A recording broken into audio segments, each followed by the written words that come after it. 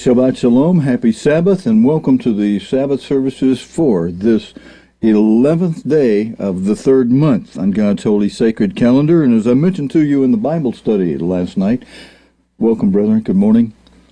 As I mentioned last night in the Bible study, that the morning service on God's holy sacred calendar would still be the 11th day of the third month, as we announced the date last night for the Bible study, 11th day, third month. We should all be getting used to God's holy calendar, because after Jesus Christ returns, that's the only calendar we'll use. We won't have to be doing all this crazy transposing between today's modern world pagan Roman calendar and God's forever Hebrew calendar.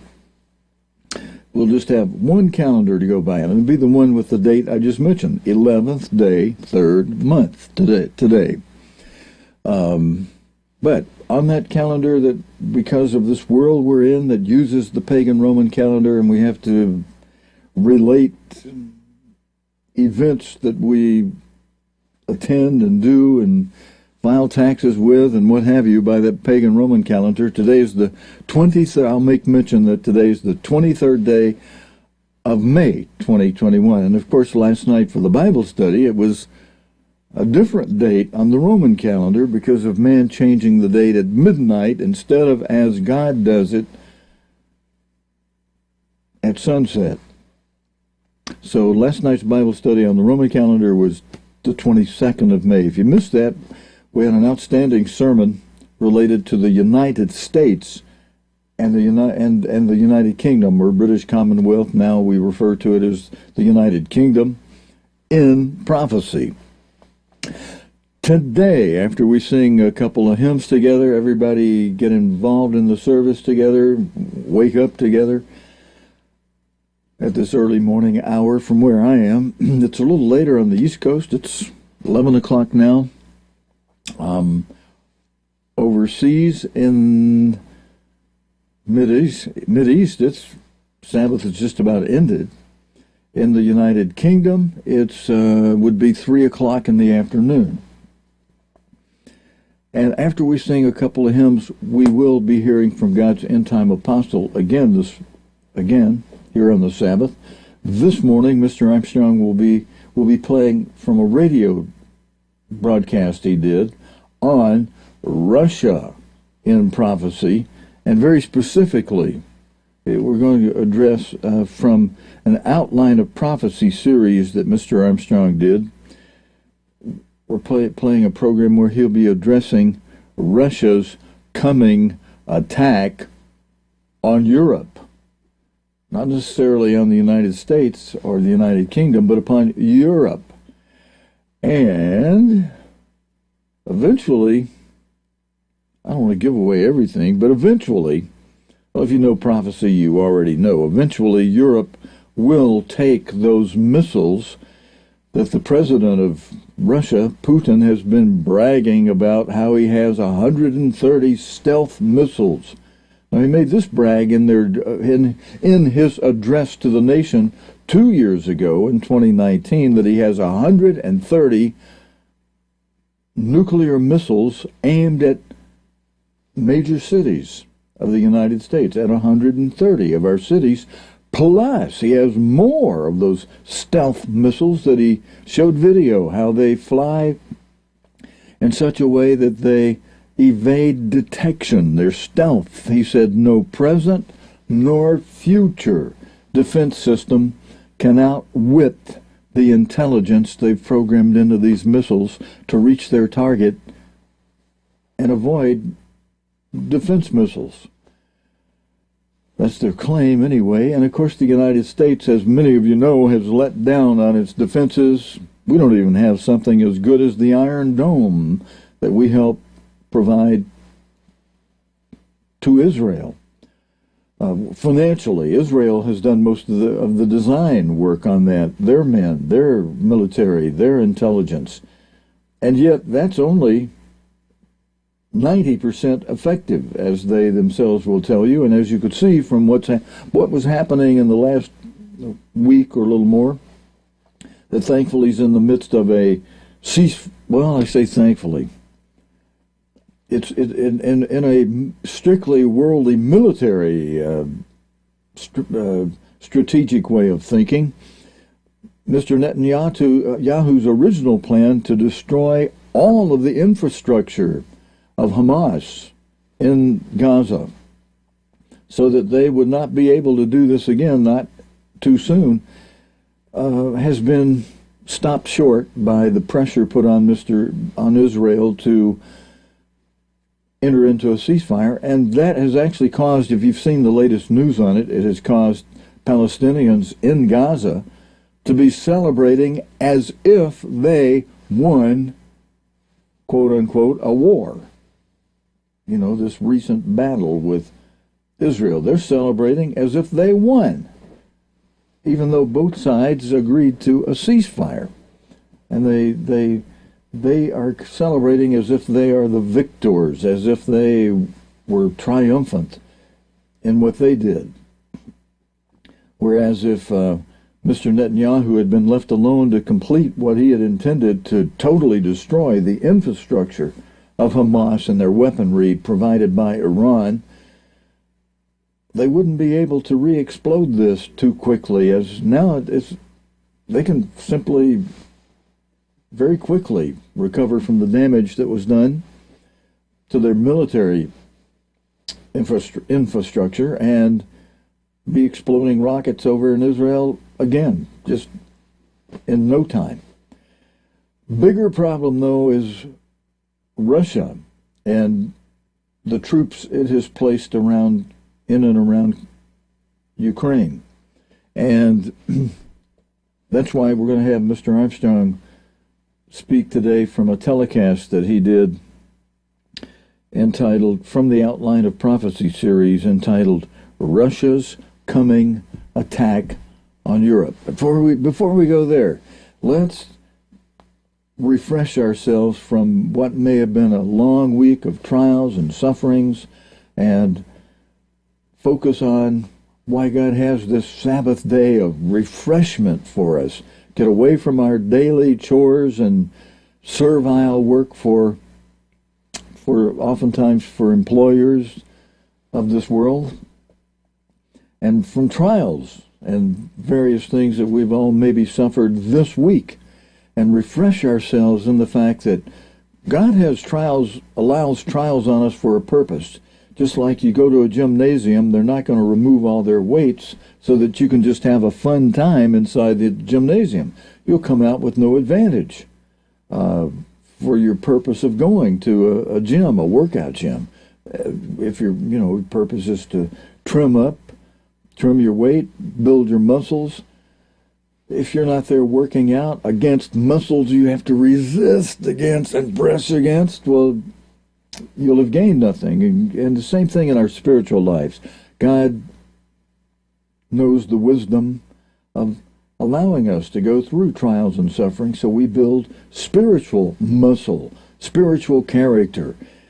And then when we're in a trial and we recognize that God's there waiting on us to help us, and when he relieves us of the trial after we've suffered and cried out to him and continued in obedience, it even says Jesus Christ learned obedience by what, brethren? Some of you pop it up in a comment if you want to. Jesus Christ learned obedience. I wish I had that on a scripture slide for us we could throw up here. But some of you know the answer to that from Scripture. He learned obedience by the things he suffered. Yeah, Christ had to suffer trials and persecutions himself too, even the night before he was crucified. Jesus Christ was in such anxiety that the Father, after he couldn't get the disciples to get up and pray with him for an hour, the Father had to send a couple of angels to Christ to comfort him and reassure him. And part of Christ's prayer, you'll remember that night from recent Passover, if you followed Mr. Armstrong in it, Christ's prayer included, asking the Father if there were another way we could do this other than him going through a crucifixion. You know, is there some way this cup could pass from me and we could do this another way, Father? And after a pause and realizing, okay, Dad, Father, Abba, Daddy, we planned this from the beginning this way. You've got a purpose in it. And not my will, but your will be done. All right, brethren, let's remind ourselves where we are on the calendar here just for a moment. And, well, see, this part of the calendar, I think we're beyond this. No, let's see, today's May 22nd. So, yeah, here we are. We're at the end of the week in which Pentecost occurred last Sunday. And yet, there are some people going to be doing Pentecost tomorrow. We're going to talk about that later, okay? I'm going to get us over to Mr. Armstrong. After we're going to get over to some music and hymns we sing together. Hear Mr. Armstrong. And then usually the sermonette is first. Maybe I should go ahead and just cover this after we sing some hymns. Then we'll go to Mr. Armstrong. Let him have the greater seat toward the end with a subject that I think we all, with the current news, if you've been following the current news, with how Russia is bragging in the address to the nation this year, Mr. Putin is more strongly flexing Russian muscle against what he sees as a weaker and weaker superpower of the United States. The United Kingdom already really has lost a lot of its superpower. It was the empire upon which the sun never set. Not anymore. The blessings God gave to the two birthright children of Joseph, Ephraim in the United Kingdom, Manasseh in the United States today, is being taken away from us. Because of what? Brethren, somebody write this down. Because of our national and collectively personal sins, so that it equates out to be our national sins, personally, in the nation. And we'll say more about that later. But we'll come back to this after we sing a couple of hymns, because of people observing Pentecost a week late tomorrow. You should know why they are a week late and why they think they're right to be doing it and counting it the way they're counting it, so that they're keeping Pentecost tomorrow, May 23rd. I'm sorry, yeah, that'd be May 24 tomorrow on the Roman calendar.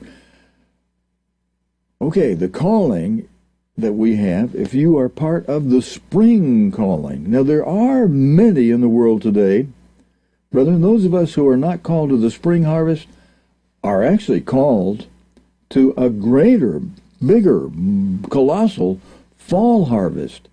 And we do have a few people who are tuning in here, because our services are not like where we used to rent a hall and only church brethren would be allowed in. When we use the World Wide Web and the Internet and Facebook and YouTube, we've got the door open to the whole world.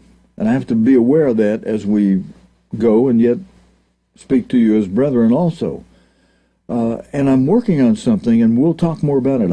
I've got it actively in the works right now, and hopefully you fellows from New York, you wind up getting down here. However, like we discussed the other night, you got the options, you got the call.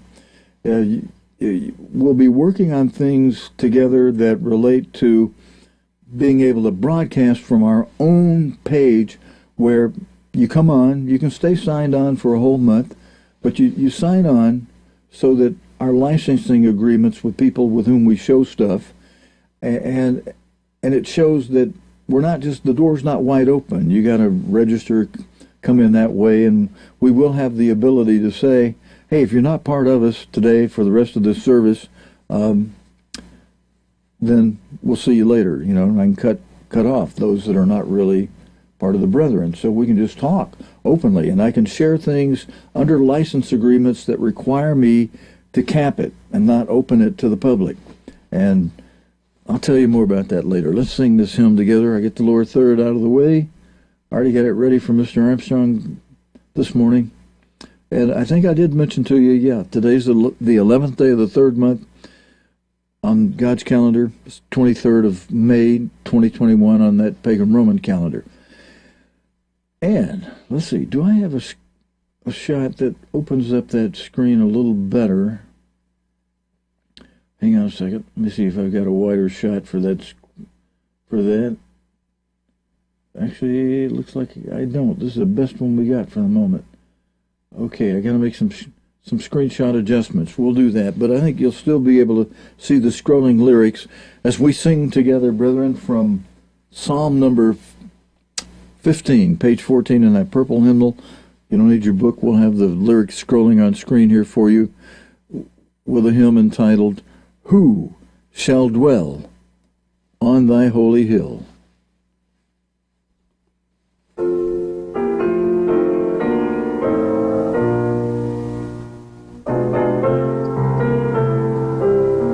Everybody together on verse 1. O eternal, who shall dwell in the temple of thy grace?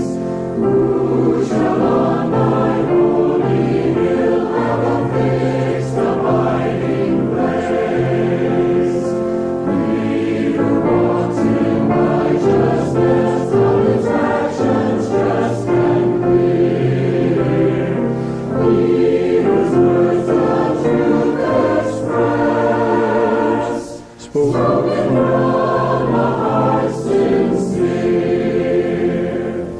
Well, then I just want to point out, in the scrolling text, when you see a word in parenthesis with an asterisk on each side of it, that's my way in the scrolling text of telling you that in the hymn book, under the sheet music, there's a fermata hold, what's called a fermata hold, where the rhythm and the meter of the music, this is 4/4 timing for you fellows in New York. I hope you're practicing your song leading. You get here, I'll work with you, we'll do that, but you can still, any of you who want to learn how to lead songs, you can do it as we sing. The downbeat of 1 is with your hand going down. That's your downbeat, 1. For a 4/4 count, your hand comes inside toward your stomach for 2. Then goes outside for the third beat of the 4/4 measure, and then up for the number 4, ready to hit it down on the downbeat with a little stronger emphasis on 1, the downbeat, 1, 2, 3, 4. And we're ready to start again, 1, 2, 3, 4, 1, 2, 3, 4. But when we hit a fermata hold, instead of it continuing in a normal rhythmic pattern, we alter that pattern a little bit. And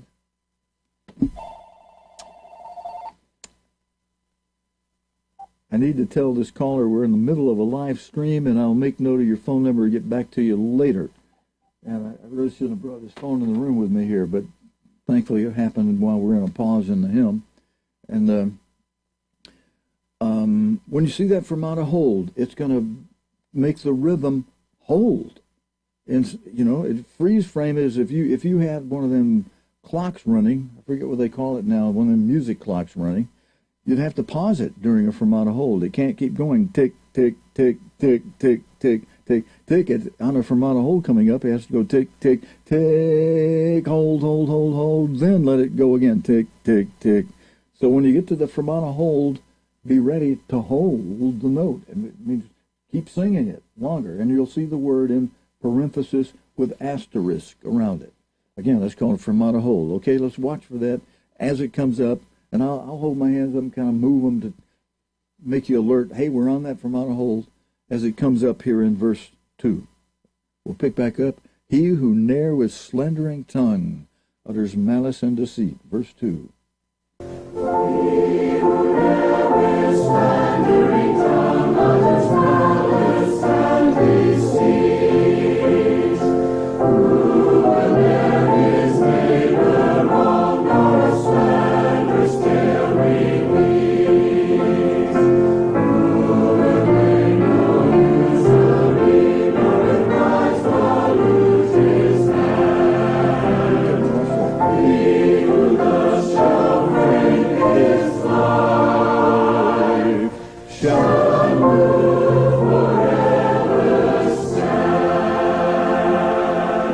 right, brother, I noticed I had my mic down low while I was trying to explain to you about a Fermata hold. I hope you could hear me okay, and it didn't create an awkward thing too much in our live stream. All right. We do have what's called compressors, audio compressors, that if I have the level too low, it's supposed to automatically pull it up, and if I get too loud, it automatically compresses it down. So hopefully we were okay. Let's sing another hymn together. There's no Fermata hold in this hymn from Psalm 9. I will praise thee, O Eternal.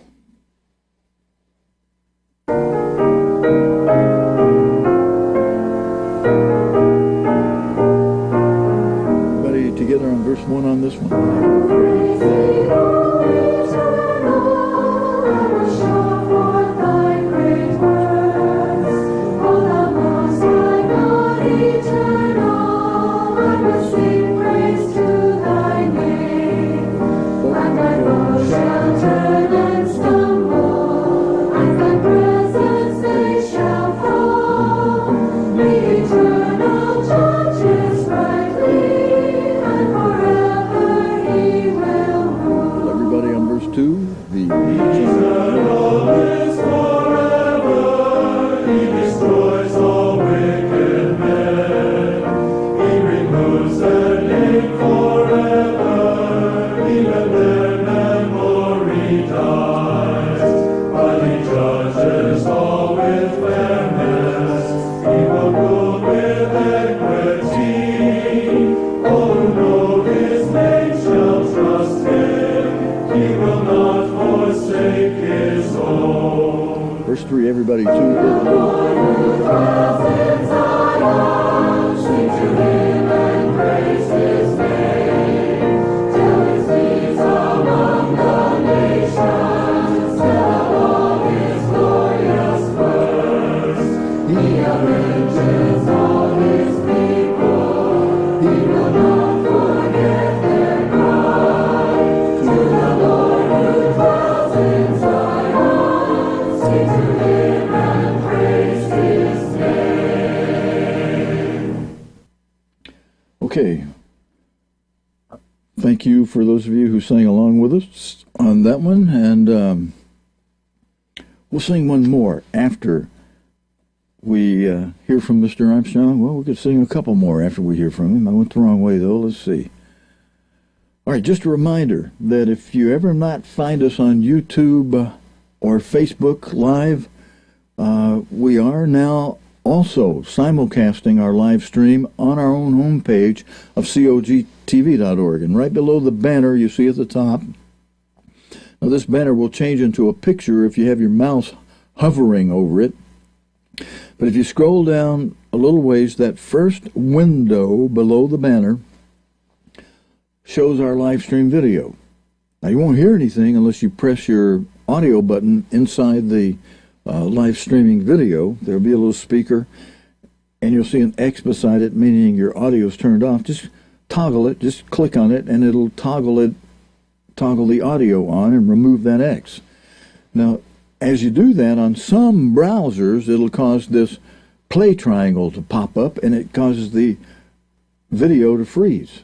So now that you got your audio open, you may also have to press that play button to get the video to resume its live movement.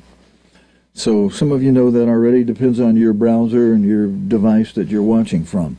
But we're live streaming. As we live stream on Facebook and YouTube, we are also live streaming on cogtv.org's homepage. That's our website, Church of God Television Ministry. It's not a church group you can join or become a member of while we are scattered,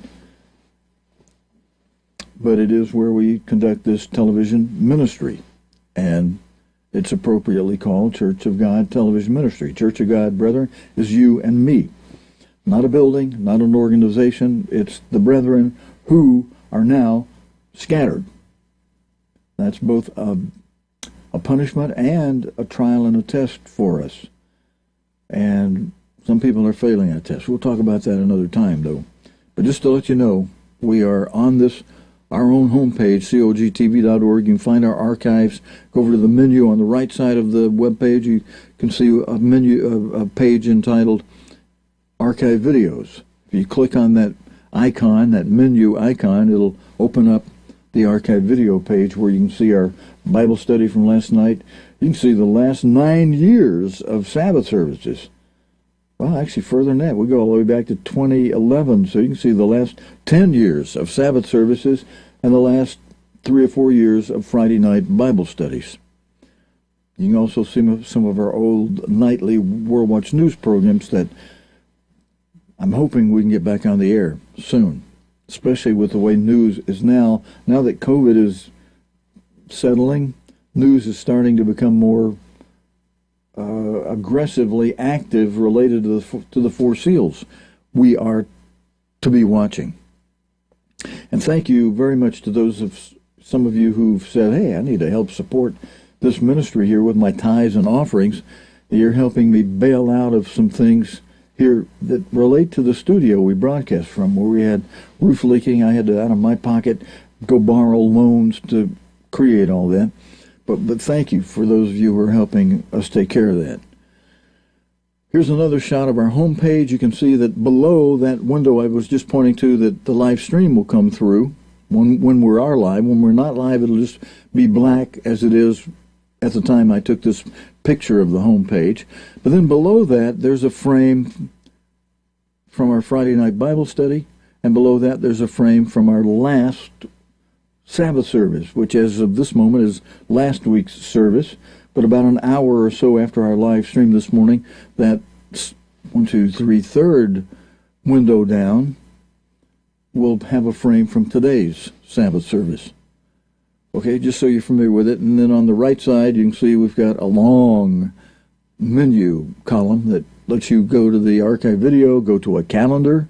We have a very nice calendar section that has not only this year's holy days on the Roman showing on the Roman calendar, and a summary of the holy days for the rest of this year, but it has calendars that go through the next couple of years, 2022, 23, 24, in a one-page form.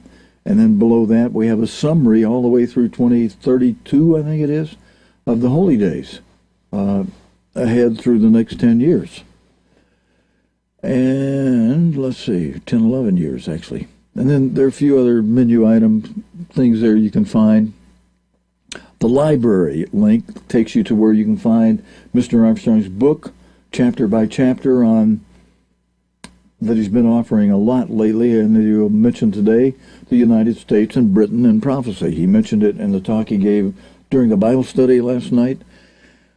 And you'll also find that not only on our library page in a book readable form, but you'll also find it on our archive video page in a video form, where week by week for about 12 weeks, 6 or 12 weeks, because we read it one chapter during a Bible study, we'd read another chapter the next morning in the Sabbath service, and in a period of about 12 one-hour broadcasts, we put on video the entire book, The United States and Britain and Prophecy. And if you prefer to have it read to you, just go get that video. You can sit back and listen to it being read to you. If you want to watch the screen, you'll see the text scrolling across the screen as we read that to you. While we play Mr. Armstrong this morning, we're going to scroll the text of that radio broadcast. And before we go there, though, we're still holding Graham Davies, who died a couple of months ago now, in memory. We're holding in memory John Johnson, the father of Karen.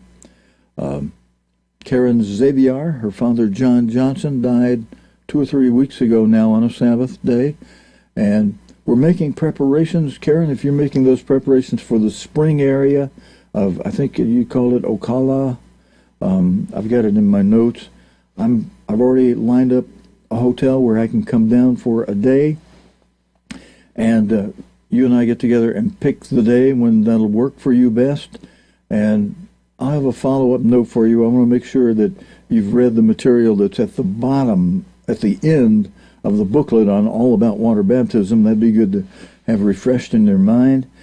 And then I'll be talking to the fellows in New York who I want to come down and help me as to when we're going to be able to get together and then make that trip to Florida.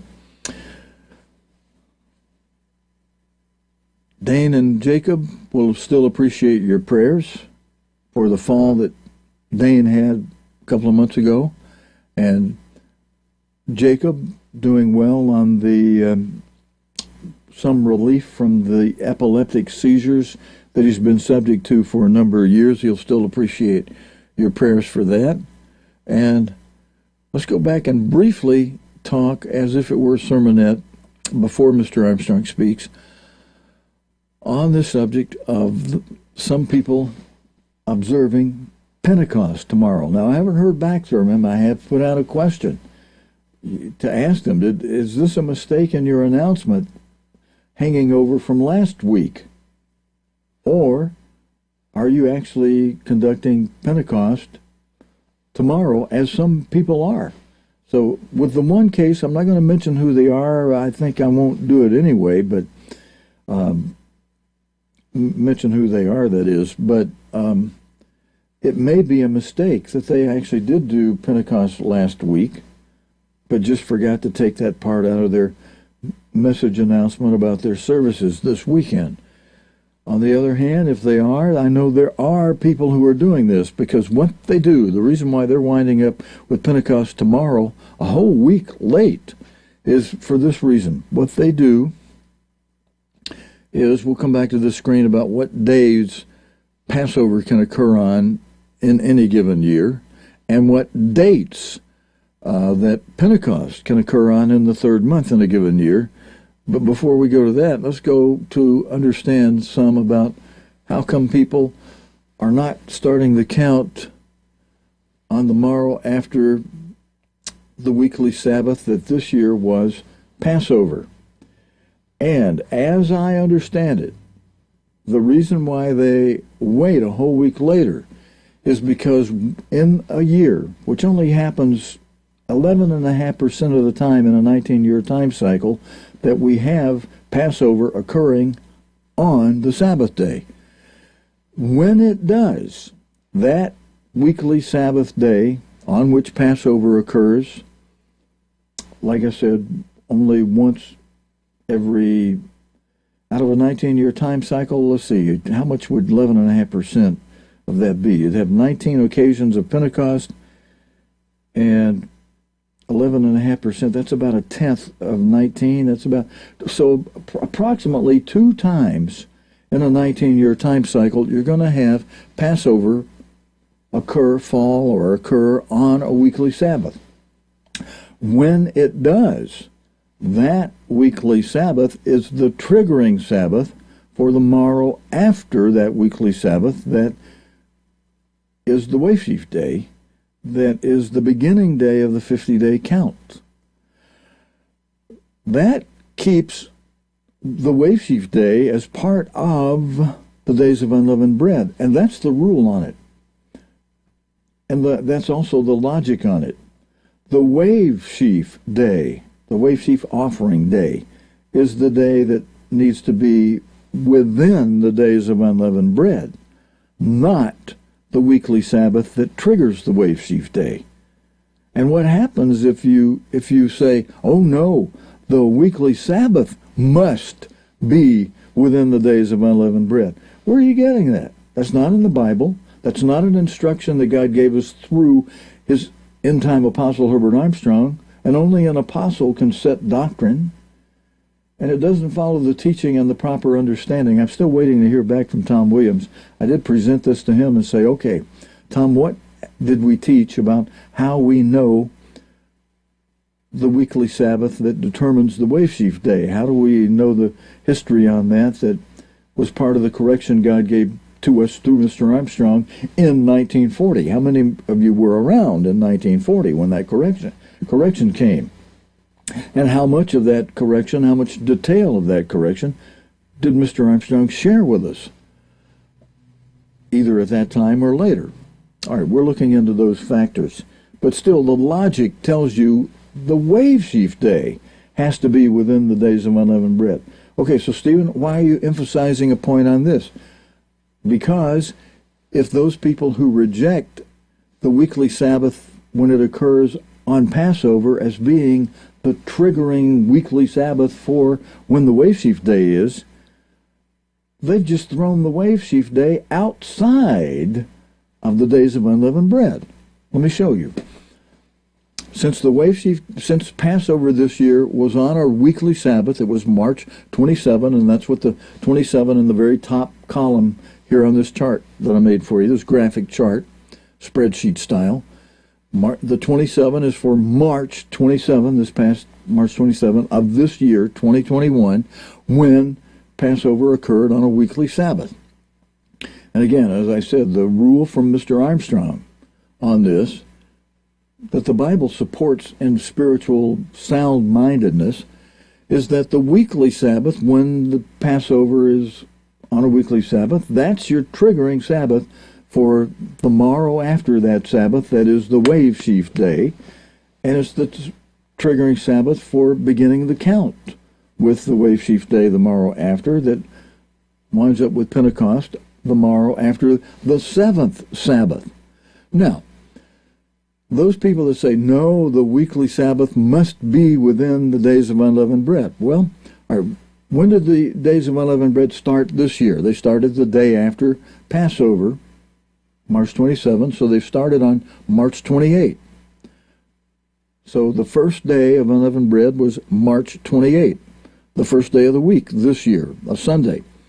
Now, that happened to also be the morrow after the weekly Sabbath. That is the correct weekly Sabbath to be the target Sabbath for determining the Wave Sheaf Day and the count. So the first day of unleavened bread was also the Wave Sheaf Day, offering day this year, when you do it correctly. But those who want to use human reasoning and say, oh no, the weekly Sabbath must be within the days of unleavened bread. So they waited till the end of the days of unleavened bread, when the weekly Sabbath fell on the last day of unleavened bread this year, and they said, now that's the weekly Sabbath within the days of unleavened bread, which again, brethren, let me underscore, that weekly Sabbath does not have to be technically within the days of unleavened bread. It can be and is the Passover day in a year when the Passover falls on a weekly Sabbath. Very simple rule, okay? And that is the rule. And so get that in your head. So you understand it. In a year when Passover occurs on a Sabbath, that weekly Sabbath on which the Passover falls in the given years when that happens, that weekly Sabbath is your triggering weekly Sabbath for the morrow after Wave Sheaf Day, and for beginning the count with the Wave Sheaf Day as day number 1 for your 7 weeks that take you to the morrow after the Seventh Sabbath, after the end of those 7 weeks, to Pentecost, day 50, which is the holy day, day 50, not day 51.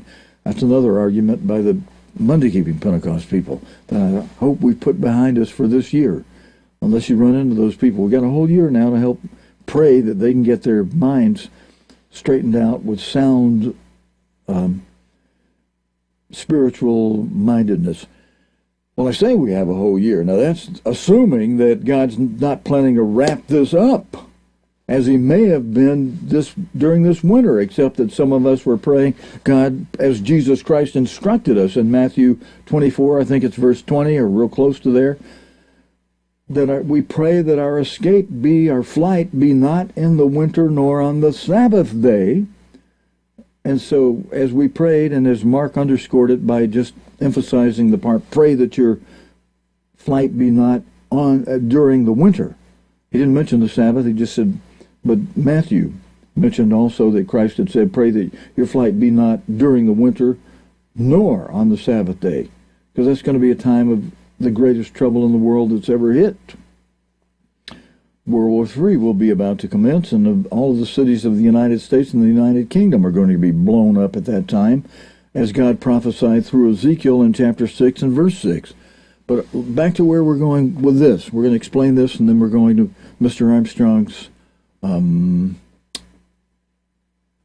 radio broadcast for today that we'll have scrolling lyrics with on that subject I mentioned to you about Russia and specifically whether their coming attack on Europe.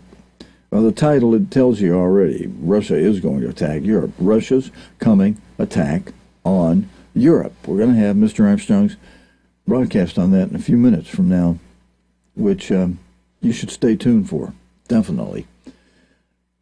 But the reasons, I gave you the reason why some people wait until this year. They waited until the end of the days of unleavened bread, to the last day of unleavened bread, a holy day, on a weekly Sabbath. That would have been April. That would have been April 3rd, end of that first week up here. You can see it on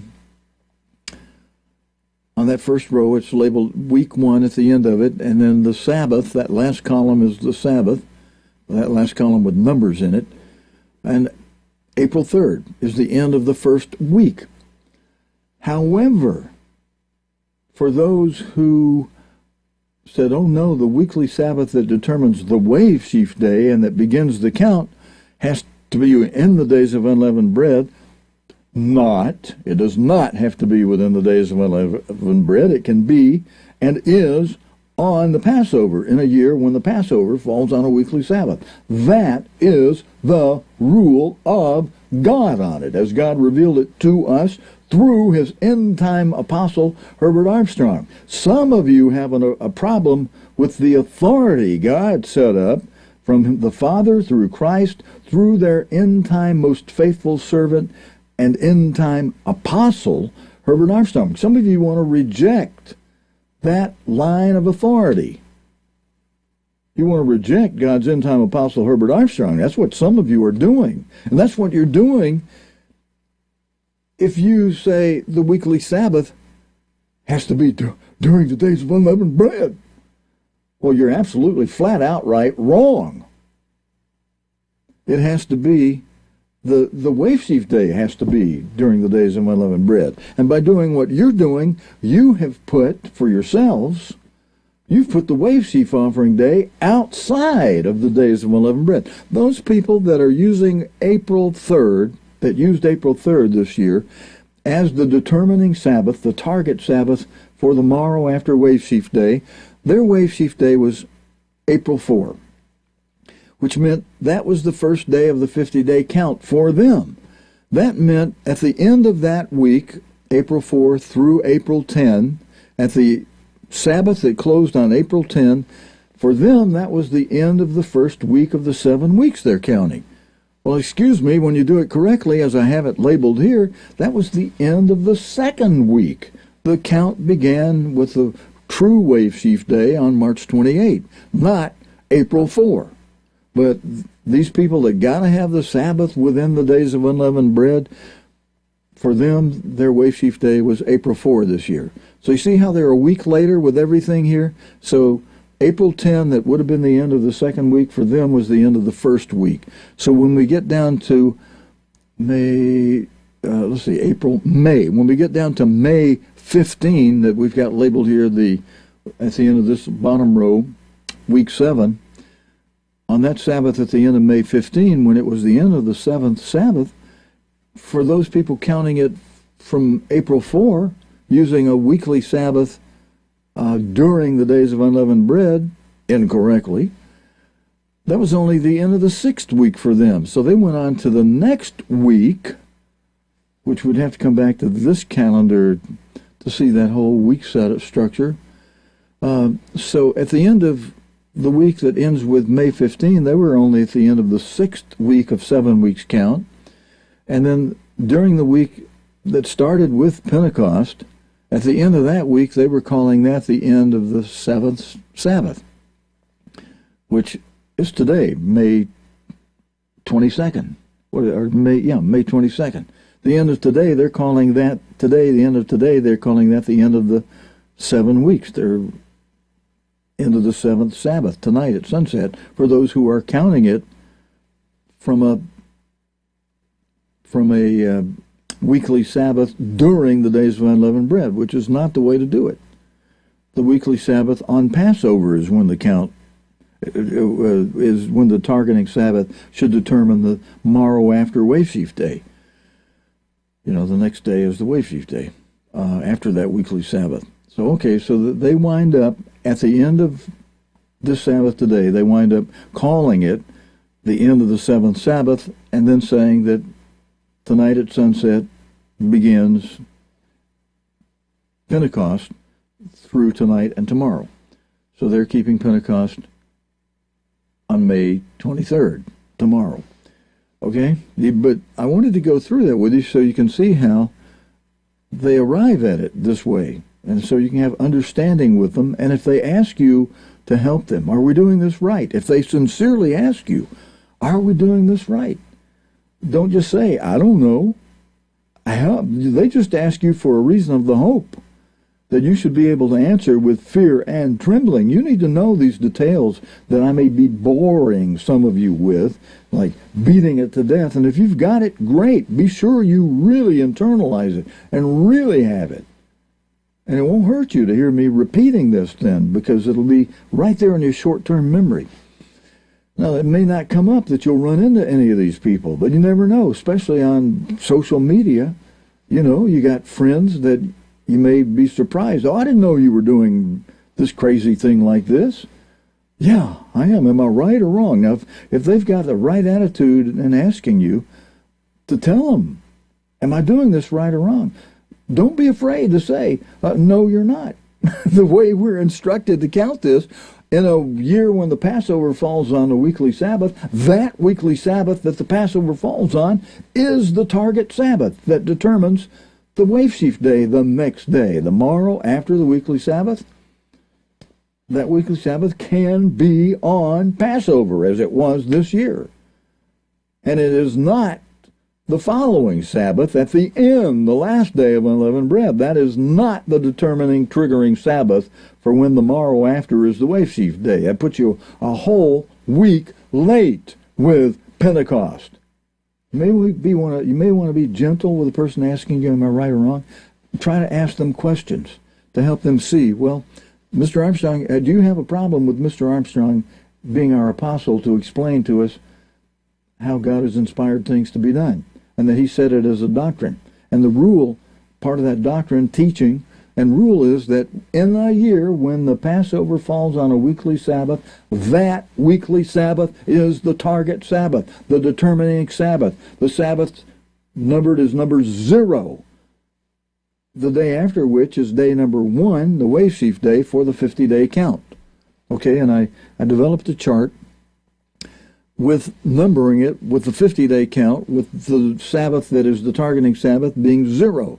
They've placed the 0 where we have the 7, which makes them a whole 7 days late with their count. And so they're a whole week late in keeping Pentecost, as they are incorrectly keeping it tomorrow, when we all that kept it correctly kept it last Sunday, last first day of the week, the first day of this week past. This Sunday past was Pentecost. Hopefully you were there keeping it with us. There is not a second Pentecost as there is a second Passover. If you missed Pentecost this year, you missed Pentecost. Tomorrow is not the correct day for Pentecost. Tomorrow is not Pentecost, even though there are some people and some groups going to be, quote unquote, observing it tomorrow. Forget it. It don't count. Counts for nothing, except to underscore that you're making a mistake, that you despise the line of authority that God has set up from the Father through Christ, through their end-time apostle for us, Herbert Armstrong. Yeah, he's in the grave, but there's no new apostles, so there's no change of doctrine the way it was left for us when Mr. Armstrong died. And brethren, I've checked it. There's nothing that God has corrected through Mr. Armstrong and that was left as doctrine. There's nothing that conflicts with God's Word, the Bible, including, which the Bible supports even, the doctrine, the teaching, the instruction from God through Mr. Armstrong about when the Laodicean era as an era begins, which is when the fifth seal opens up, which is after Philadelphia. Those who are accounted worthy to escape in Philadelphia have been taken to a place of nourishment, protection, safety, final training. Over in that area described in Daniel 11, verses 40 and 41, that records in the Bible, the only place in the Bible that the Bible mentions as being protected from the beast, from the king of the north, the beast, the head of a revived seventh dynasty, seventh kingship of a revived Holy Roman Empire.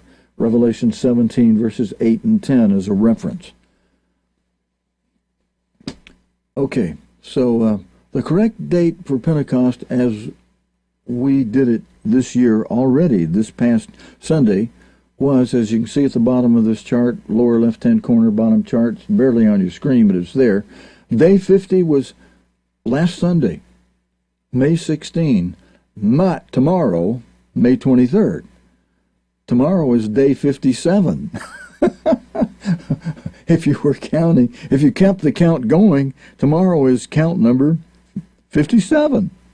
Day 50 was last Sunday. Sorry, folks, you missed the boat. Beep. And you're on a banana boat because you're listening to people that are teaching monkey stuff, banana boat stuff. Don't listen to them. They are in disharmony with God's line of authority. They have some form of animosity or even hatred for God's end-time apostle, Herbert Armstrong. They see him only as a man, not as a man God used and beat down and proved to be most faithful, a most faithful servant, full of fruits provided and given by God because of his yielding to God, and God appointing him and making him for us God's end-time apostle. There's only one end-time apostle. There only needed to be one. The other apostles had to cover a lot of territory by foot. God's end-time apostle was able to cover a vastly greater territory with one of the modern-day open-door inventions of air travel and having our own modern jet aircraft to do that with, and pilots, Officer Black and others. Okay, let's go to God's end-time apostle. Now that we've properly given him some address in a position God put him in. God put him on a pedestal, brethren. If you're taking him off that pedestal, you're fighting against God. You're not fighting me. You're not fighting Mr. Armstrong himself. You're fighting God. If you take God's end-time apostle off the pedestal that God placed him on. Salute to Graham Davies, a minister who remained faithful to God as much as he could and understood, without creating any of these banana-peeling, vanity plate Church of God groups. Hello, Tom. I'm waiting to hear back from you on how we determine that Sabbath question. If you've got any information you can give me, I'll appreciate hearing back from you. Appreciate your topic session in this week's online internet ambassador spokesman's club. And all right, we've already mentioned those who need your prayers for comfort. Karen, hopefully what we're looking at in the way of baptism could be this week. Karen, I'll talk to you, see if that works for you, see if it works for the fellows from New York I want to take with me to Florida. And already asked you to pray for Dane and Jacob. And here's a look at the chart of the first 4 active seals, and seal number 5 with the orange colored column being the next major event in prophecy that isn't open yet, that we're looking for when the 5th seal opens. That will be the time of the Great Tribulation, beginning its 3.5-year countdown clock to when Christ returns on the 7th trump, at the beginning of the 7th trump of the 7th seal. And that's the 3rd woe. So after Christ returns, those 7 vials of the 7 last plagues are then poured out with Christ present on this earth. And he's pouring them out because of people fighting against him. Here's a chart I have on possible persons who could become that 7th king of Revelation 17:10, that beast who is revived, the head of the beast system that is being restored and being healed as it rests now in the abyss of Revelation 17, verse 8, referred to as the bottomless pit. As Mr. Armstrong will explain, either in this program we're going to play today or one I'll play next week, that bottomless pit is a symbolic bottomless pit. I think you're going to hear him say that today. And then here's the chart I promised to show last night of who and where the 12 tribes are today. So before we start, Mr. Armstrong, let's pull this forward and just quickly go over this. Since I promised during the Bible study last night, we ran out of time, and I couldn't get it to fit in the screen properly last night. But as you can see today, I've got it fitting so you can see the entire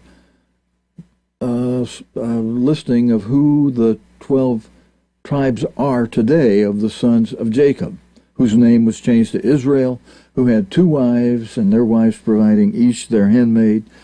So these 12 tribes of Jacob coming from 4 different women. From Leah, his first wife, who her father Laban pulled a deception on Jacob when he thought he was marrying Rachel, and then wound up having to work another 7 years to receive Rachel's hand, which he received right away, but God sealed her womb until very, very late in the game, so that each woman got their maidservants involved, bearing children for Jacob. And so Leah had the first 1, 2, 3, 4, 5, 6. Well, no, actually, she had the first 5 sons, even though she had 6 in all directly. Her last son was the 10th in order of being born, but the first 5 were born to Jacob via Leah. They were Reuben, today modern-day France. We know from Genesis 49 that mainly mentions how Reuben is unstable as water, and that, among other factors describing Reuben, very much fits. I'm sorry, our dear beloved French brethren, but that fits the character of the people you come from. Now, you're not to stay that way. You're to overcome being as unstable as water. But that is the characteristic of the people of your country in France. And that's where Reuben is today, in France. The other children of Leah, who represent today the house of Judah, are Simeon, Levi, and Judah. And they are scattered throughout the world. A lot of them today now, but not all of them by any means, but a lot of them being today in the modern-day nation called Israel. But it's the house of Judah. It ought to have been perhaps called Judah instead of Israel, because the house of Israel that was lost, that we now know where it is, are in other places. Now, one of Leah's son, who was son number 10, Issachar, is today the modern-day descendants of Issachar in Finland. All right, so that is the first 5 children of Leah. She also had the 10th son, Zebulun. The modern-day descendants of Zebulun today are in the Dutch lands, in Holland, the Netherlands. Then, let's see, who had number 6? Okay, after Leah had the first 5 kids, Rachel gives Jacob her handmaid Bilhah. She thought, I'm at least going to have a child by my handmaid that'll be considered by adoption my child of Jacob. So Rachel gave Bilhah to Jacob, and Bilhah had Jacob's child number 6, Naphtali, who today is modern-day Sweden. Modern-day descendants of Naphtali are in Sweden today. And if you want to see the description, well, it's kind of cut off on the bottom of this chart, but it's in Genesis 49, and I think if I'm reading it correctly, it's verse 24 that mentions the characteristics of Naphtali. But they're in Genesis 49. Just go through there. It'll tell you who it's talking about. Naphtali, your descendants in the last days will be like this and that. Each one of them are described, and that's how we have been able to determine logically where these people are today. And that fits with what God said to Jacob in the first verse of Genesis 49. I'm going to tell you where your kids are going to be in the last days. Now, Jacob didn't know it, and the kids didn't know it. But after your tribes become lost, the lost 10 tribes for a long time, house of Israel, this is where you'll wind up. And even where the house of Jacob is just told they'd be scattered. And because of modern-day state of Israel, well, we now know where a big hunk of that scattering is, over there in the Middle East. But we covered Naphtali being credited to Rachel via her handmaid Bilhah, and then, actually, I did that in the wrong order. Son number 5.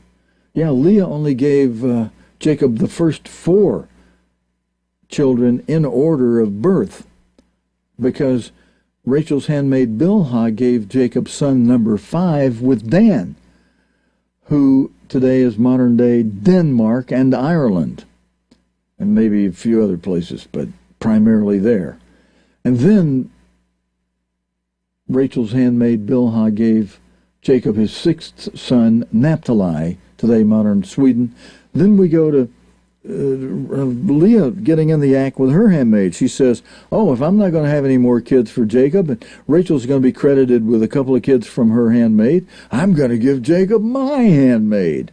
So then the 7th and 8th sons to Jacob, as you can see on this chart, were via Zilpah.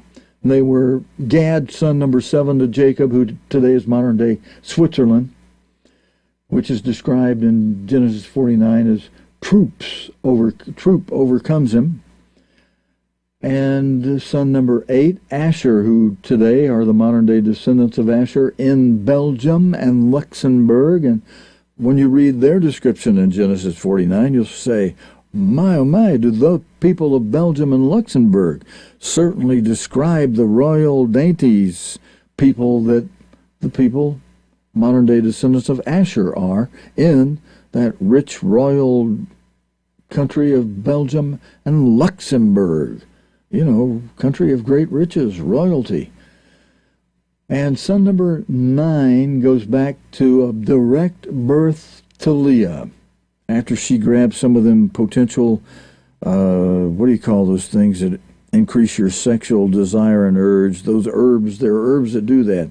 She grabbed a bunch of those and fed them to Jacob. And then had son number 9, Issachar, who today's Issachar's modern-day descendants are in Finland. And they're described in the Bible as in an area that sits between the EU and Russia. Then Leah had Jacob's son number 10, Zebulun, who I already mentioned him as being your modern-day descendants of Zebulun in the Hollands, in Dutchland, the Hollands, the Netherlands. And finally now, Rachel is able to directly have a child for Jacob. Move over to the right side where you see Rachel in the purple clothing, and below her you see sons number 11 and 12. So first of all, Rachel bore Ephraim for Jacob. Well, I'm sorry. She bore Joseph. Joseph had Ephraim and Manasseh. So son number 11 born to Jacob of Rachel was Joseph. That's her firstborn. The firstborn to Jacob of Rachel was Joseph, who wound up receiving the birthright promise after Reuben, who would have had it, blew it by defiling the couch of Jacob, sleeping with one of his wives. All right, you can see that in Genesis. But let's move on. Son number 12 to Jacob via Rachel was his last son, Rachel's second son, direct son, Benjamin, who today, did I mention Joseph's sons are Ephraim and Manasseh? I mentioned earlier in the live stream that the descendants of Ephraim today are your modern-day descendants of Ephraim in the United Kingdom, all over the globe, including England and Canada and South Africa and other places where the United Kingdom is located. And the sons of Manasseh, whose modern-day descendants today are in the United States. primarily. Then Benjamin, Jacob's last son, son number 2 of Rachel, son number 12 for Jacob, whose descendants today are in Iceland and in Norway primarily. Okay, so there's a look at that chart that I promised I put up and show you, and we went through it, and we still have plenty of good time to hear the radio broadcast by God's end-time apostle talking about Russia and when it will attack Europe. See, is that how he says it? Yeah, Russia's coming attack on Europe. So, let's dial it up here. All right, let's see. I've got Mr. Armstrong for that. Back.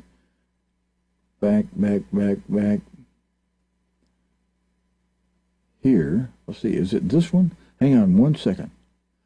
Yeah, this is it. No, wait. This is a radio broadcast. We're not going to play an old telecast. We're going to play a radio broadcast to you today. So, let me see. Just a second.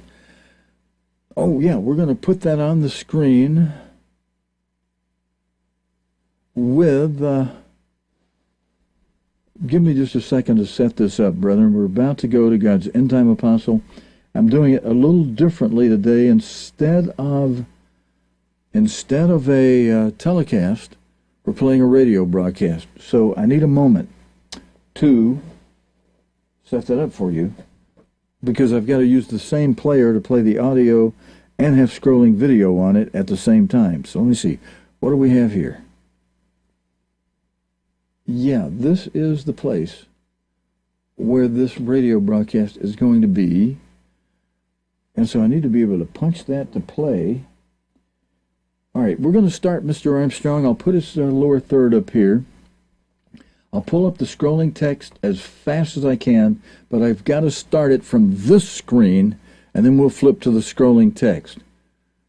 And I'll just put this lower third up for a moment, because I need to move it out of the way when we switch to the scrolling text.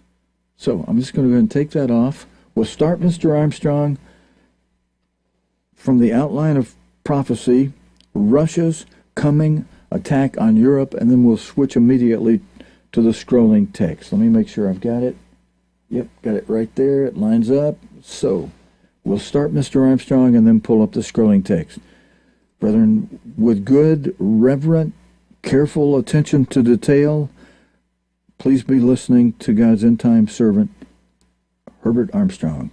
Russia's coming attack on Europe.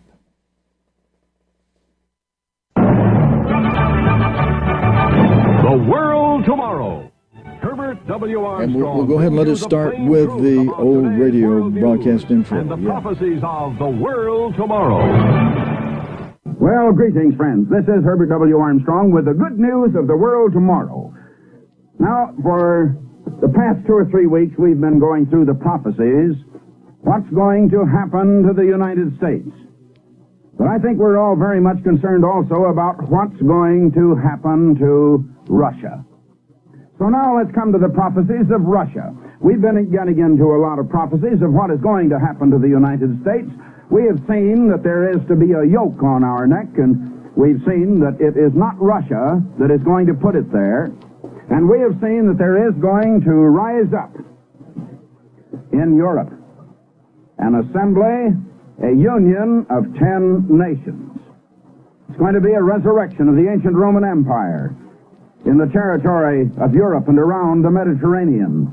It's going to absolutely startle and dumbfound the nations and the people of this world. When this thing comes, as you read in the 17th chapter of the book of Revelation in your Bible, that is, all whose names, as it says in that prophecy, all whose names are not written in the book of life. They're going to be absolutely dumbfounded, because it's the thing that the world today least expects.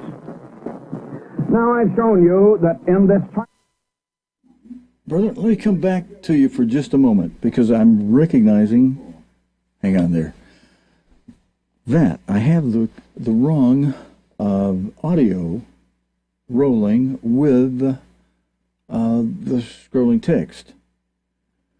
Therefore, let's straighten this out. I actually want to play that other program that you were just hearing, and you may be saying, Stephen, put that back on. I'm really interested in that. Well, we are going to play the other one for you also.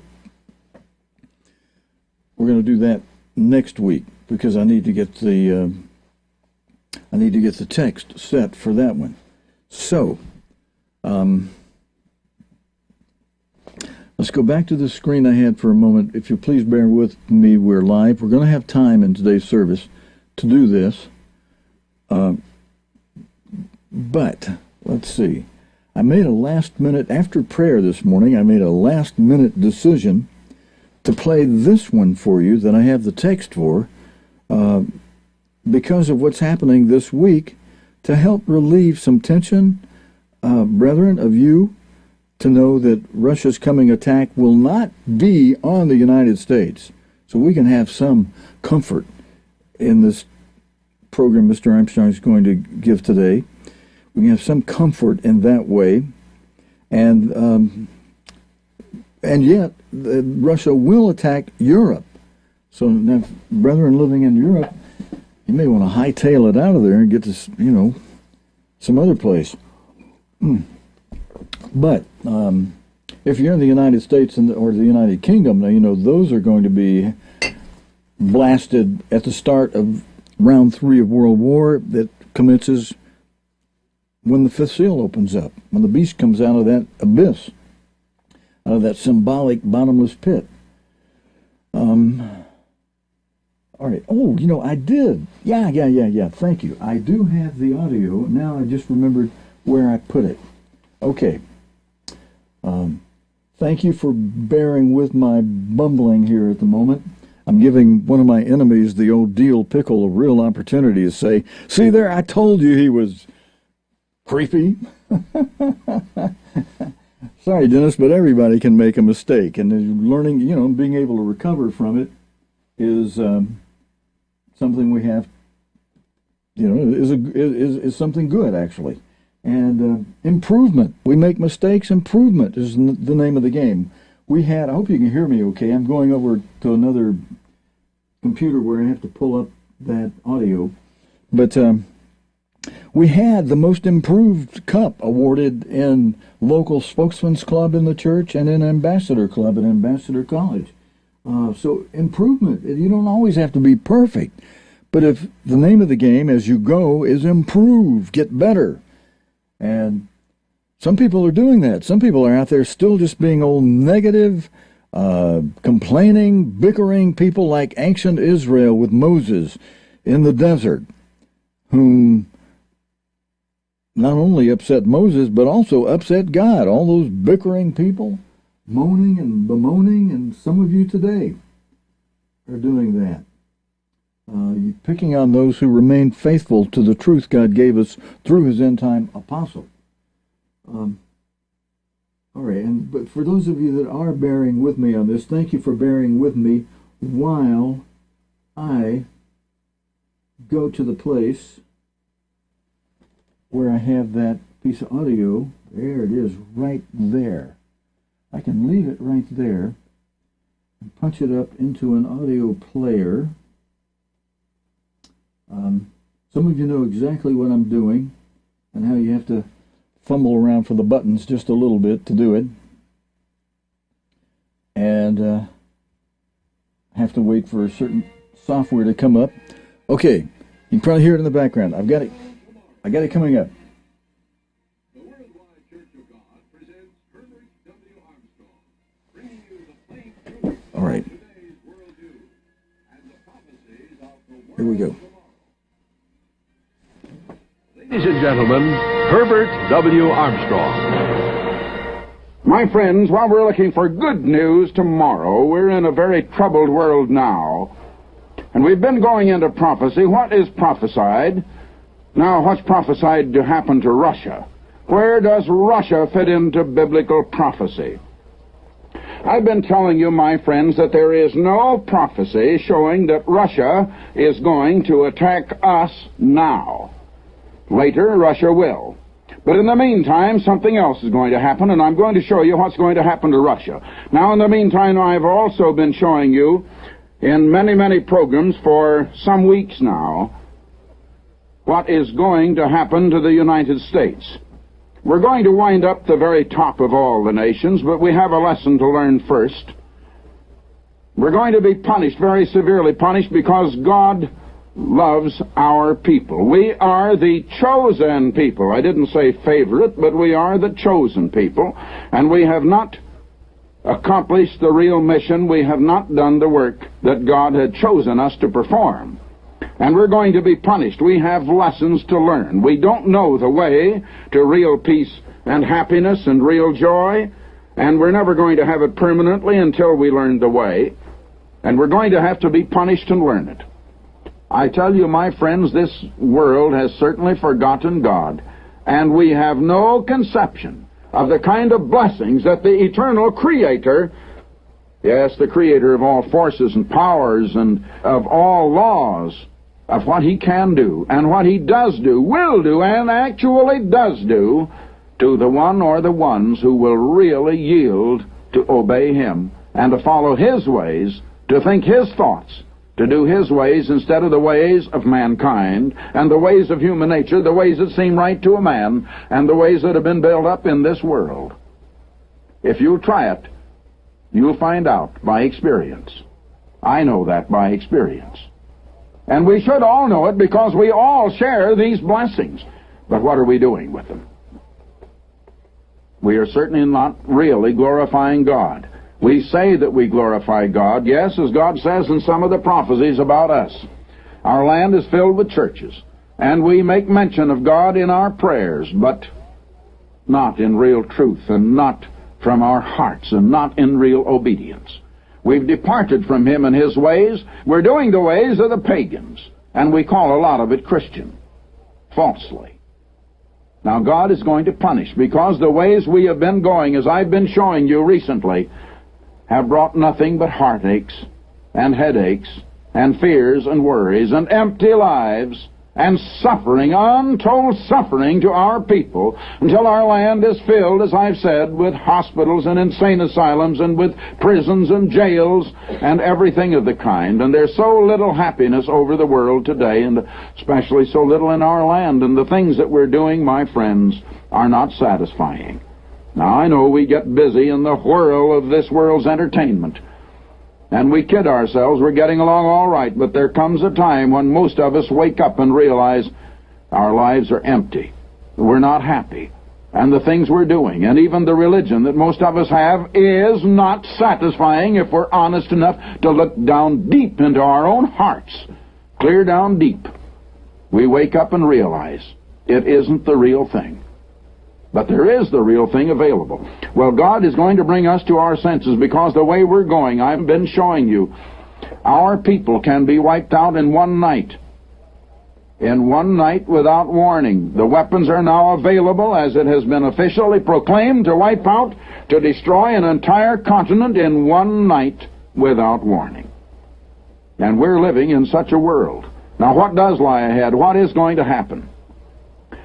Now, we've been in the 47th chapter of Isaiah, and I want to read a little more once again. In the preceding program, we went into this again. I want you to get all of the setting. Open your own Bible.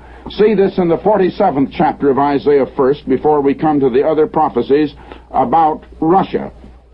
Now, first, this prophecy is about the daughter of Babylon. And I've shown you that this is not the ancient Babylon of 600 years before Christ, but the daughter of that Babylon. And it is a prophecy for our time, for our day now.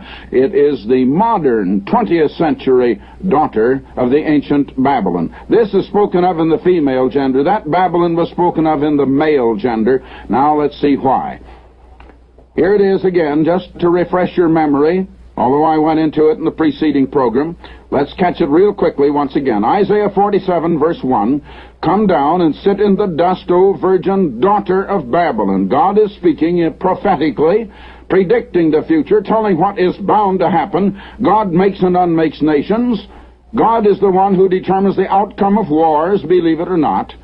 Armies do not bring victory to a king. You'll read that in the 33rd Psalm. That is in the Word of God. The trouble is today, my friends, we don't believe that God means what He says. Very few today look on the Holy Bible as a book that is absolute authority. But I'm going to show you just what absolute authority is. These things you're going to see happening. Now, incidentally, I'm going into prophecies that are going to happen, and I know, incidentally, that most people today take it quite lightly. We have sort of gotten away from really believing that there's any real authority in this, that this could be written in this book, even though it is the book that outsells every other book, even though it is the book we call the Holy Bible. People look on this book with a certain amount of awe, I think, and also with a sort of superstition. But they don't really believe it when you get down to it. Well, as a matter of fact, the greatest proof that there is a God, the greatest proof that the Bible carries absolute authority is this booklet that I've been telling you about so much, I think, every program lately, The United States in Prophecy. Where are we, the United States, mentioned in Bible prophecy? Now, I've been showing you what's going to happen to the United States, and that we are the descendants of ancient Israel. You'll have to get this booklet, The United States in Prophecy. Read that, see it in your own Bible. Prove it, my friends, because it is proved. It stands proved. You can see the proof if you want it. It's the most amazing, the most astounding proof of the fulfillment of the Bible that I have ever seen, and of the veracity of God Almighty, and the fact that God speaks in the Bible, that He brings to pass what He says. Now, these things are just as certain that are going to happen yet in the future. Come down, sit in the dust, O virgin daughter of Babylon. Come down from your high perch. Sit in the dust. Sit on the ground. There is no throne, O daughter of the Chaldeans. Thou shalt no more be called tender and delicate. This is a woman. But it's the woman that I was reading to you about in the 17th chapter of the book of Revelation. A fallen woman that was sitting on many peoples, many nations, speaking many different languages, that had formed an alliance with the kings of the nations of the earth, that was ruling over kingdoms, a lady of kingdoms, a great city that had a kingdom over the kingdoms of the earth. Babylon the Great, the mother of harlots and abominations of the earth. Revelation 17, verse 5. That is the modern Babylon, spoken of in the feminine gender. Now then, sit thou silent, verse 5. Get thee into the darkness, O daughter of the Chaldeans, not the ancient Chaldeans, not the Babylon of 600 years before Christ, but the Babylon of 20th century A.D. right now. For thou shalt no more be called the Lady of Kingdoms. God says, I was wroth with my people, I polluted mine inheritance, and given them unto thine hand, and thou didst show them no mercy. Upon the ancient, that's Israel, that's our people, hast thou very heavily laid thy yoke. That's a yoke that will be broken by the second coming of Christ, and we will be released from the bondage that they shall impose. And thou saidest, I shall be a lady forever, so that thou didst not lay these things to thy heart, neither didst remember the latter end of it. Therefore, hear now this, thou that art given to pleasures. God is speaking to this lady, this modern Babylon, that dwellest carelessly and sayest in thine heart, I am, and that's one of the names of God. In other words, this lady claims to be God and have the authority of God, and none else beside me. I shall not sit as a widow, neither shall I know the loss of children. Now, to be a widow, she would have to be divorced, my friends, from these nations, and the nations that she is committing fornication and living with illicitly would have to be destroyed. And she says that these nations will not be destroyed. She'll go on ruling them forever. Well, now, what does God say? Verse 9, Isaiah 47. Open your own Bible. See it with your own eyes. But these two things shall come to thee in a moment, in one day, the loss of children and widowhood. They shall come upon thee in their perfection for the multitude of thy sorceries and for the great abundance of thine enchantments. This is going into the secret mysteries and everything of the ancient Babylon, still being carried on today. For, verse 10, thou hast trusted in thy wickedness. Now, sin is the transgression of God's law. A lot of people today don't believe that. They think sin is a transgression of what people pronounce as wrong and of the consciences of people. But You know, ancient Israel did the thing that was evil in the sight of the Eternal, but it was always right in the sight of the people. They did what they reasoned out was all right, but it was evil in the sight of God. And that's the way they're doing today. Now, thou hast trusted in thy wickedness, doing what is right, according to man. But what God says is wickedness, because it breaks his law. Thou hast said, none seeth me. Thy wisdom and thy knowledge, it hath perverted thee. And thou hast said in thine heart, I am. In other words, I am God, and none else beside me. You see, God says he is, and there is no God beside him. And here this woman is saying that this woman occupies the place of God, and that there is no one else, that this woman is on the pinnacle, that there is no other that could be called God, or the representative of God. Therefore, verse 11, therefore shall evil come upon thee. Now notice what God says. He's dooming this modern Babylon. Therefore shall evil come upon thee, thou shalt not know from whence it riseth, and mischief shall fall upon thee, thou shalt not be able to put it off, and desolation shall come upon thee suddenly, which thou shalt not know. Now I want to show you a little more specifically how that is coming on this Babylon. I've shown you that Babylon, you go back, and this modern Babylon is a whole system. It is a woman, a fallen woman, a great woman, ruling over many nations and kingdoms. But, my friends, there is a beast that is pictured there that the woman rides. And as I have said, every theologian of every denomination that even claims to be Christian, so far as I know, claims that that beast is the ancient Roman Empire. Now, ancient Rome is the successor of the ancient Babylon of 600 years before Christ, because that ancient Babylon was succeeded by the Persian Empire. And that in turn was conquered by Alexander the Great, and his kingdom was divided into the 4 different empires. It was a Greco-Macedonian empire, and then it came into its 4 divisions. But they, in turn, one by one, were swallowed up by Rome. And the Roman Empire then ruled the world. Yes, the Roman Empire that persecuted the Christians as Christianity was getting started. Now then, that Roman Empire is to be revived. It is coming out of what is called the bottomless pit. It's going to be resurrected, and it's going to last just a short time, and it'll be with 10 dictators in the territory of the ancient Roman Empire, Europe, and around the Mediterranean. There isn't any definite territory because the Roman Empire continued for many centuries, and at one stage it occupied one geographical location, and at another stage another geographical location.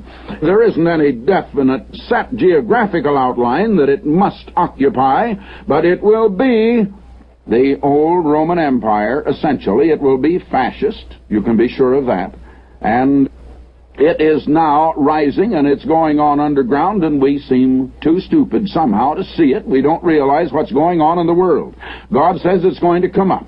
But this, my friends, is the final resurrection of this whole system of Gentile empires and Gentile governments. Now, God dealt with King Nebuchadnezzar, the king of that original Babylon, at its very beginning, at the time that they took Judah, the Jewish people, captive 600 years before Christ. God gave them an opportunity to know that he is God, to know that he is the ruler of heaven and earth.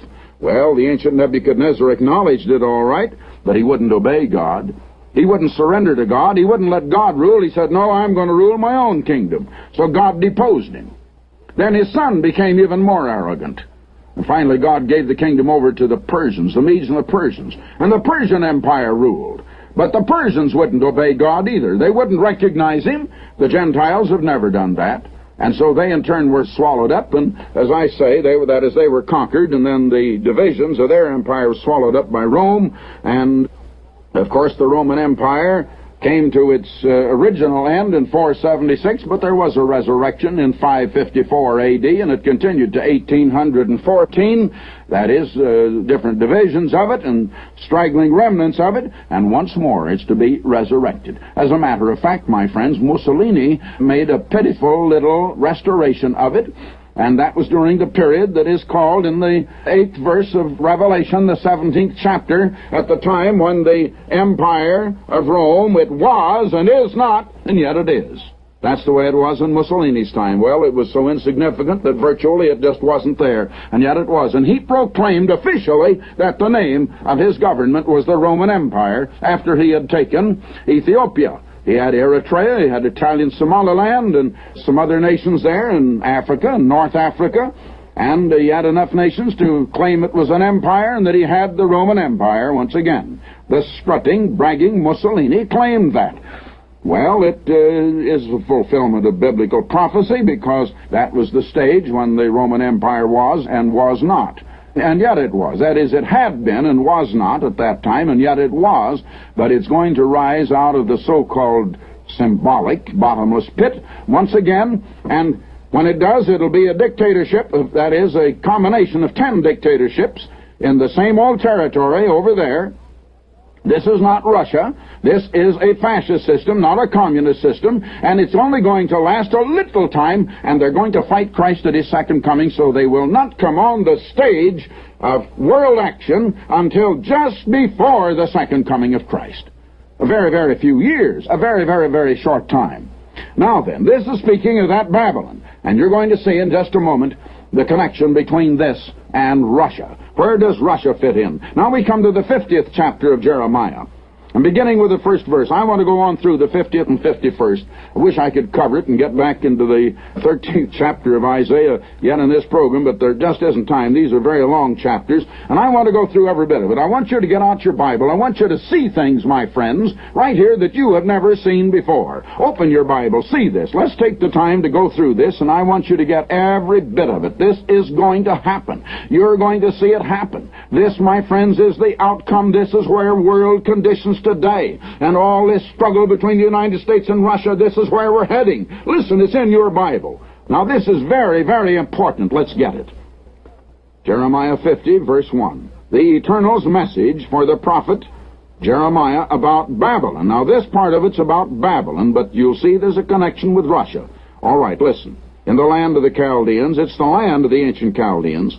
Tell the nations and proclaim it, and let the news go free, that Babylon is captured. Her idols are disgraced. Now here is a prophecy. It begins with the fact that this modern Babylon is to be captured. This is the modern Babylon. It's not speaking of that ancient Babylon. It's something that is yet to happen. It's coming to pass in our time. Her idols are disgraced. Her blocks of gods are in dismay. A foe from the north has attacked her to lay waste her land, till not a man dwells there, till man and beast are gone. There is the prophecy. Now listen. The Bible is concerned with Israel.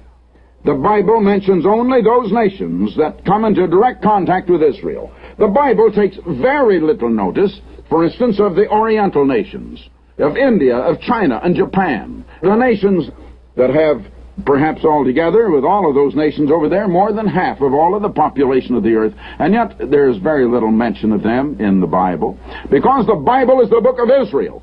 The covenants of God, all of the promises, pertain to Israel and not to Gentiles. And the Bible is concerned with Jerusalem and with Palestine geographically, and it's concerned only with those nations that come into direct contact or have direct wars with, or something of that sort, with Israel. And since Israel is in the West, the Bible is concerned with the Western nations. Did you ever wonder why it is concerned altogether with Western nations? That's the reason.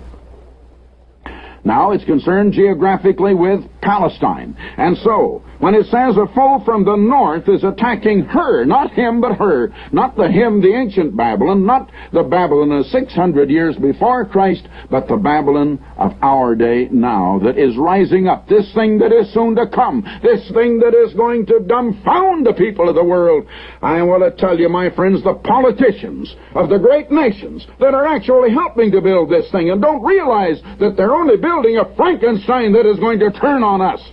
They're going to stand aghast when this thing happens. Your Bible says so. It's in the prophecies of Revelation 17, verse 8. The nations will wonder, all whose names are not written in the book of life from the foundation of the world, when they behold this thing. It's coming. It's real. You're going to see it. You don't believe it now. I know most of you don't.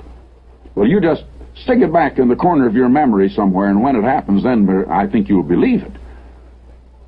You don't have to believe it now, but it's going to be mighty important, and you better remember And you'll believe it when it happens. Now, a foe from the north means from the north, not of this nation, but from the north of Palestine. Remember that the Bible is always speaking from the point of view of Palestine and from the point of view of Israel.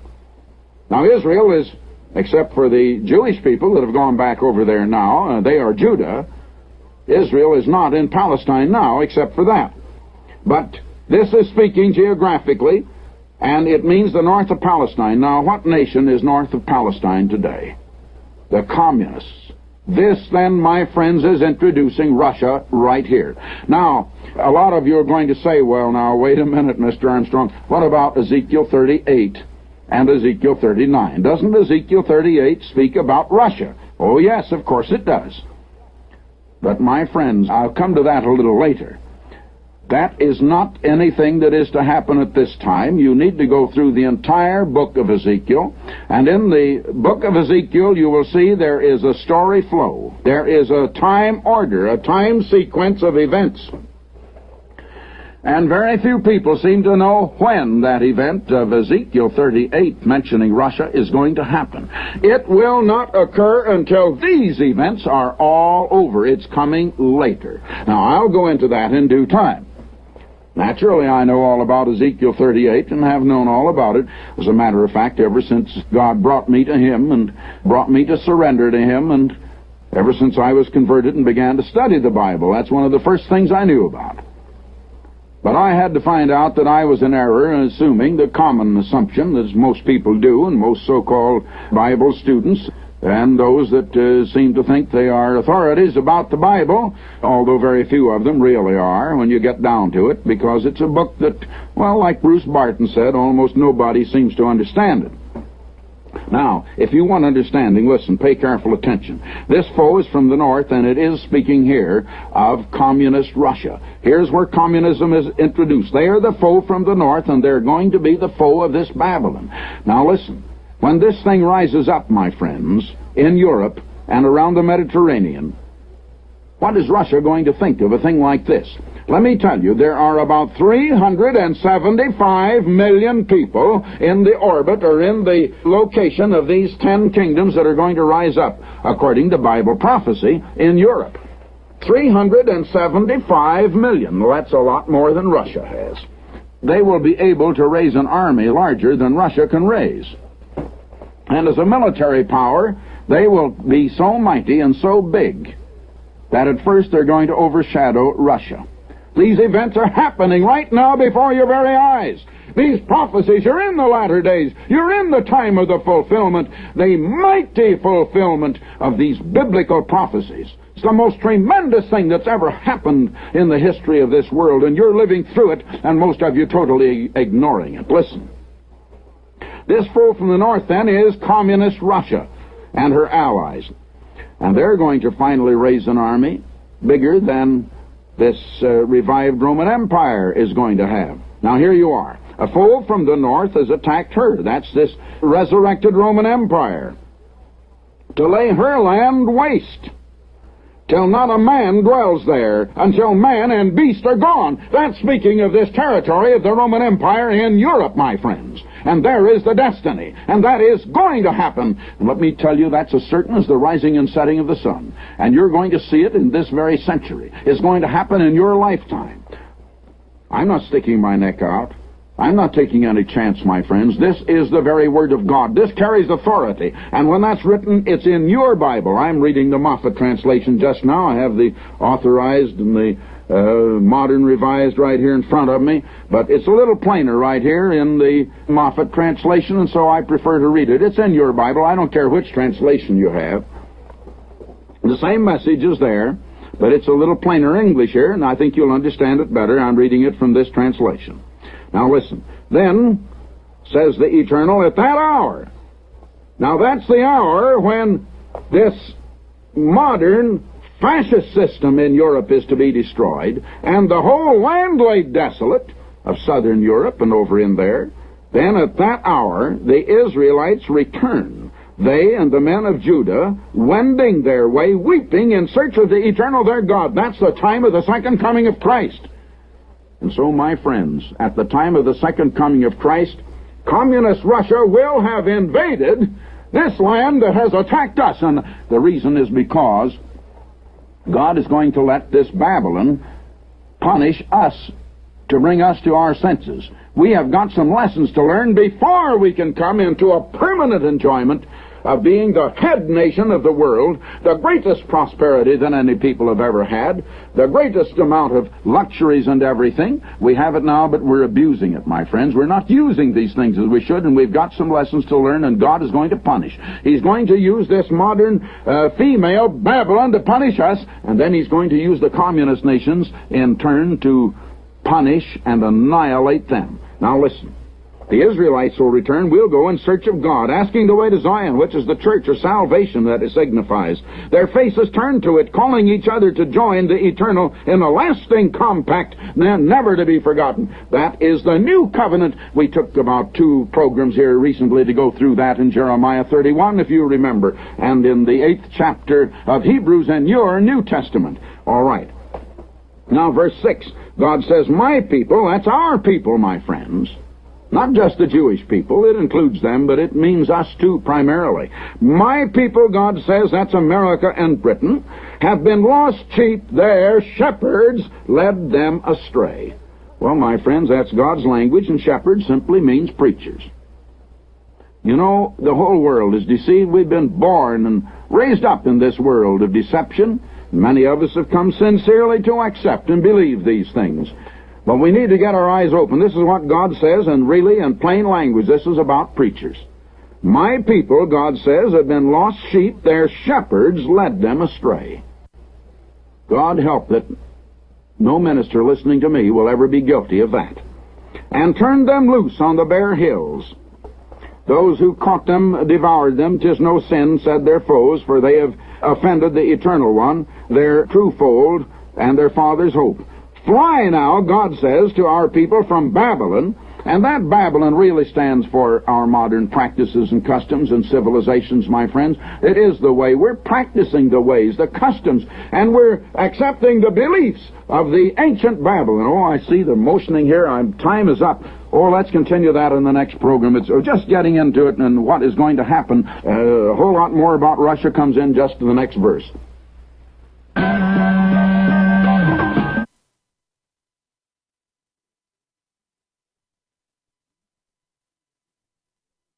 Okay, brethren, I've hit a button that has caused 2 or 3 audios to play at the same time instead of stopping everything. So bear with me a second while I find where that's sourcing from. Actually, I can get that background noise out of the way by just lowering that monitor. That's one nice thing. I've started to figure out this new audio mixer that we're using. But what I'd like to do for the rest of the program is sing a hymn that we'll sing together. And let me get that lined up for us by going over here for just a moment. I've still got a couple of audio sources playing that if I don't knock them out, they're going to cause us a problem here. So just give me a moment. I'll find them. And then find another hymn we haven't sang yet today. In my bank, yeah, here's a great one for us to end with right here. All right, and I'll just knock this audio player right out of the way. Okay, there we go. All right, now I can come back with us, and we can, for closing today, we can sing this hymn from Psalm 81. Praise the Eternal with a psalm.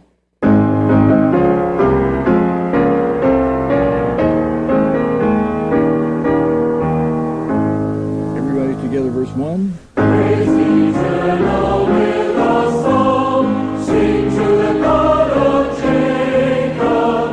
Raise the chorus, make a joyful noise, bring out the harp and timbrel.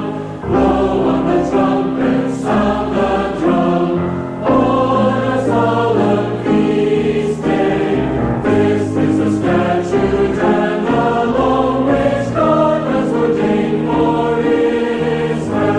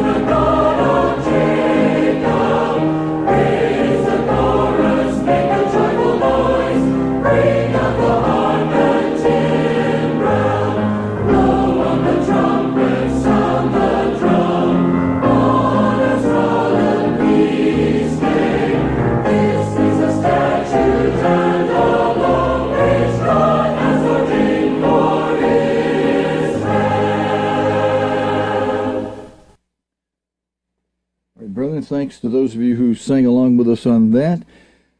And in spite of what some people are doing mañana, tomorrow, not a holy day tomorrow, the next holy day on God's sacred calendar, let's see, do I have in our scripture bank, do I have our calendar page that shows the next holy days? Well, not in this bank, apparently.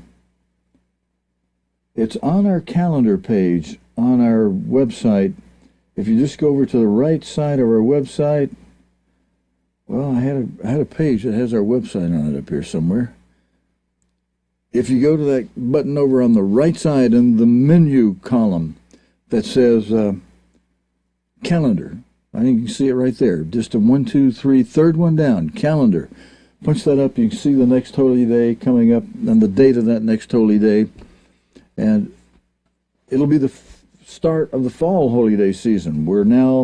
We finished the spring, and you might call it summer holy day, Pentecost.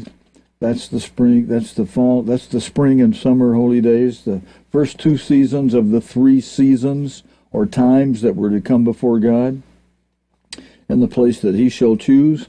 And then, after the months of the summer finish and the fall holy days, will come upon the next holy day, the 4 holy days of the fall season. The first of those will be your Feast of Trumpets. This year, just to reference the date as we close today's morning service for this Sabbath, the 11th day of the 3rd month, the 23rd day of May today on the Roman calendar. But on that Roman calendar, the Feast of Trumpets will occur this year on September 7th. Actually begins the evening before that on September 6th at sunset, but then during the day portion of September 7th. And then a little more than a week later, 9 days later, on the 10th day of the 7th month, the Feast of Trumpets, as most of you know, is on the 1st day of the 7th month. Then on the 10th day of the 7th month, which is 9 days later, on September 16, beginning in the evening of the 15th at sunset, is the Day of Atonement, a day of at-one-ment with God, a day of fasting, followed just 5 days later, on the 15th of the 7th month, which will be on the Roman calendar this year, sunset on the 20th day of September through the daytime portion of September 21. You need to book your hotel, though, for September 20, if you want to be in a hotel room the night before the feast starts on September 21. Book your hotel for September 20 if you're going somewhere. And we'll talk about whether we'll have a place you can go in the weeks ahead.